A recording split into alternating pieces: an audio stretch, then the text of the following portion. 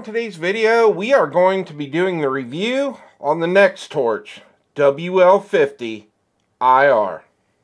Now, I've been reviewing this light for about a month now, and we did a full unboxing video on this light.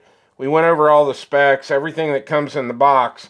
I will link that in the description below, but I will roll the specs in on the screen for the people who did not see the unboxing video.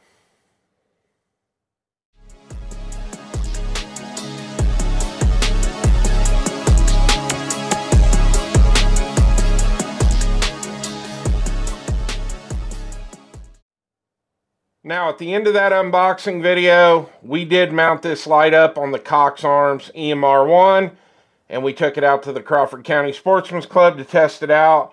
I'm going to roll in some of that footage, and then we're going to come back and start talking about this light.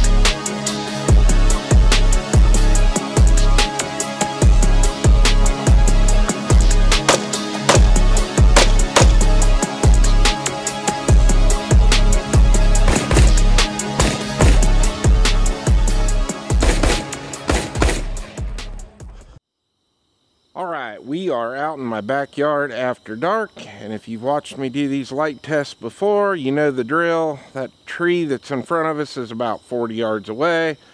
We're going to light it up on level 1 on low. So there is low.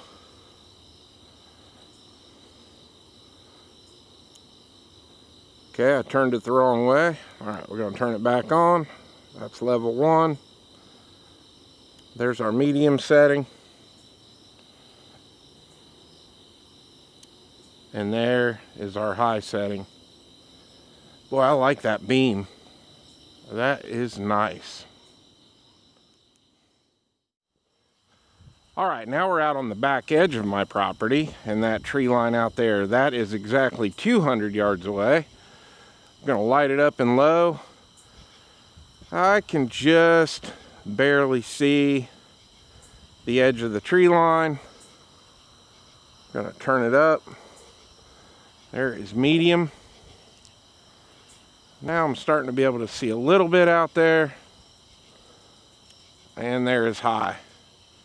And now I can see the tree line. It's not one of the brightest lights I've tested on the channel, but plenty bright enough for what I need it to do. And I really do like the beam on this.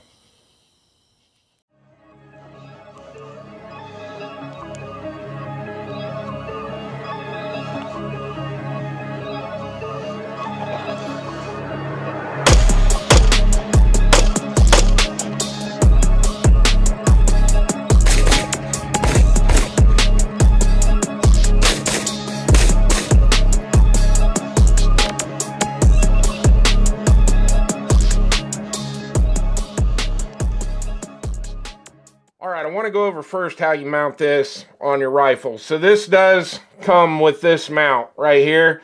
It is a quick mount. You can put it on by hand. You do not need any tools. And it also comes with your pressure switch. Your cable on the back here, you will take your switch off the back. This just threads off. And then you will attach your pressure switch right there. Now, with the mount that this comes with, it is set up to mount on a Picatinny rail. So I just grabbed a little piece of Magpul M-Lock to Picatinny, and that's how I mounted it on the side of my EMR1. Now, if you have some top rail on your handguard like I do, you have this mount here. This will snap onto your Picatinny, and then you will just take your pressure switch and slide it on just like that.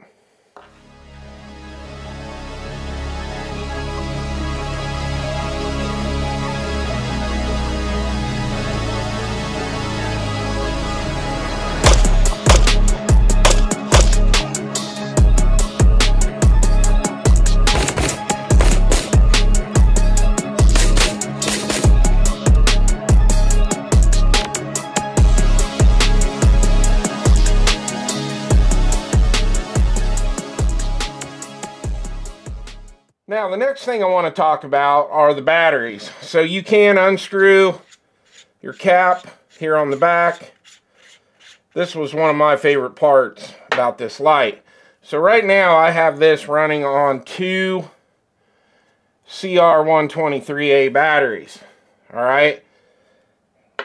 Now when you run it with the CR123A batteries, that's how you're going to get that 860 lumens of output. Now inside here there's a sleeve, and you can remove that sleeve, and then you can run off of an 18650 battery. Now I have a bunch of these. These are a rechargeable battery, and that will drop right in.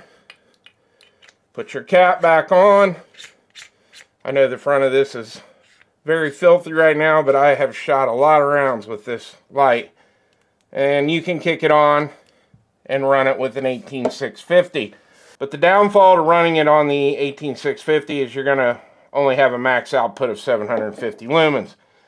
Not a real big deal, but it is nice to be able to carry multiple rechargeable batteries in your range bag or in your EDC bag or whatever, and you always have a fully charged battery for your light.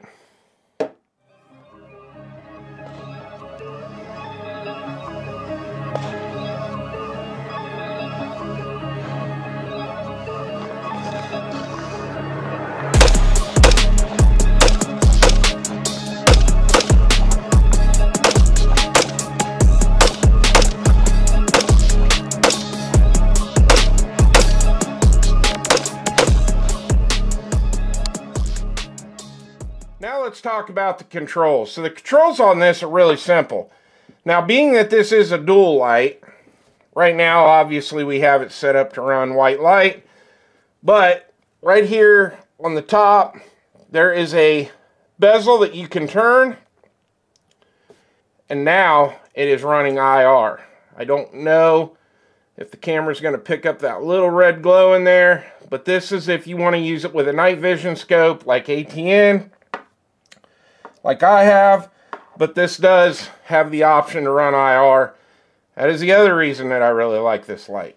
Now we'll get into the controls on the back. So if you have the pressure switch, obviously you're not going to have the tail switch, but you just hit the button, turn it on, turn it off. Now what's really cool about this, this actually has a dial. And you have 3 illumination modes. You got low, medium, and high. You can turn the switch on the back, set it to exactly where you want it. Every time you turn that light on, it's going to be either on low, medium, or high, wherever you want it set. Now, this light ran flawless the entire time we had it on the Cox Arms EMR1. We weren't getting any flickering. It wasn't shutting off, nothing like that. But I wanted to take it one step further. So we mounted this light up on my VR80, and we took 25 rounds of Winchester AA high brass to the range, and we shot 3 mags back to back to back just to see how well this would hold up to recoil on the VR80 12 gauge shotgun. All right, let's kick our light on. Okay, our light is on. I've not shot this for a while. Here we go, first 9 shots.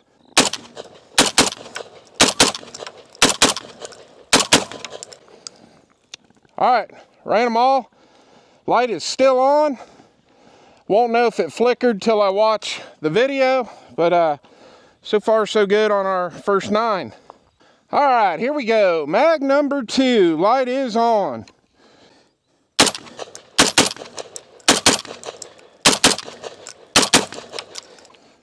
All right, ran them all. Light is still on. All right, we got our last 7 rounds. Light is on. Here we go.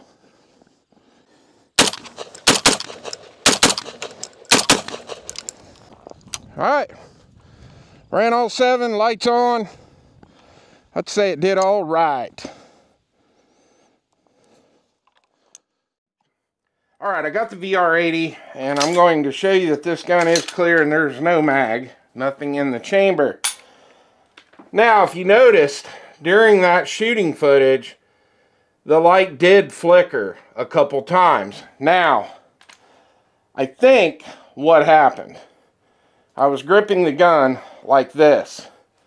And if you look right here on the tail switch, this is very sensitive. You barely have to touch it to turn it on and off. I was gripping the gun, C-clamping it like I always do. And the only thing that I can figure is the recoil was causing my hand to go into that switch and hit it. But with that being said, standing here right now, I cannot replicate what happened in that video. But I'm not shooting live rounds here in the studio, so it could have been that, or it could have been that the light was flickering. It never shut off and stayed off, but I did notice a few times there was a flicker. Alright, my final thoughts on the Nextorch WL50IR. I really like this light. I like the beam on it, and I like having the ability to use this as a white light or have this for an IR. Now, I have not tested the IR out yet. I do have two ATN night vision scopes. Back when I was doing a lot of coyote hunting, I kept all that gear. I very rarely ever use it on the channel, but I would like you guys to sound off in the comments. Do you want me to do an IR video with this on one of the ATN scopes? We could put it on the 4K Pro, take it out and do a video with it. I think it would be kind of fun, and honestly, I kind of want to see how well it will work with a night vision scope, because I have a very high dollar IR light, so it would be kind of fun to compare it to a strictly IR light to a dual light like this. So that is something that I really like. I do like the switch here on the back. I don't think you can get much more simplistic than this. A lot of times with your pressure switch, you got to hit it once for low, hit it again for medium, whatever. With this, you just set it and forget it, and hit the button, turn it on, and it is on whatever power setting you want. I also like the fact that you can run two different batteries on this. You can either run your CR123As, or you can run the rechargeable 18650s. I have a lot of those. Carry a couple of those in your bag, and don't have to worry about not having batteries for your light. It seems to be very rugged, and I really enjoyed having it on the AR, and this will go back on my Cox Arms EMR1. This is going to be the light for that gun. Now let's talk about the con. And I said con, not cons, because I didn't really have any cons until I put it on the shotgun.